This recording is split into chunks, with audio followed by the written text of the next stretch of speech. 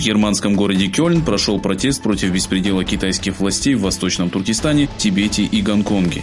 Во главе с Международной организацией амнистии, Всемирным уйгурским конгрессом и Голландским обществом просвещения Восточного Туркестана в акции приняло участие большое количество общественных объединений.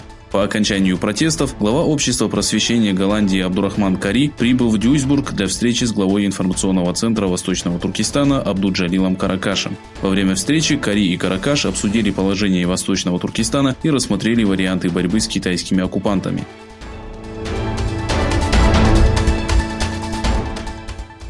Между участниками акции, требующими проведения демократических реформ в Гонконге, и сторонниками Пекина произошла драка. Противники и сторонники китайского режима собрались в Амой Плаза, расположенном в районе Ковлун. Между двумя группами завязалась словесная перепалка, которая переросла в драку. В ход пошли зонтики и флаги.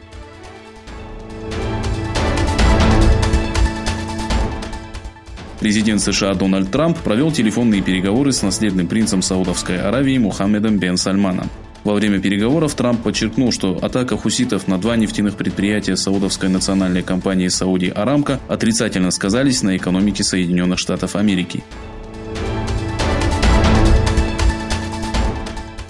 Несмотря на заявление индийских властей об отмене комендантского часа, в некоторых районах Кашмира до сих пор закрыты школы и продовольственные магазины. Также не было возобновлено движение общественного транспорта.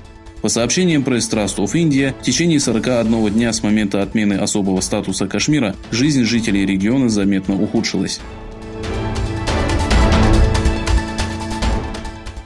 Верховный совет парламента Узбекистана одобрил соглашение о создании Лиги тюркоязычных государств, подписанного 3 октября 2009 года в Нахчиване.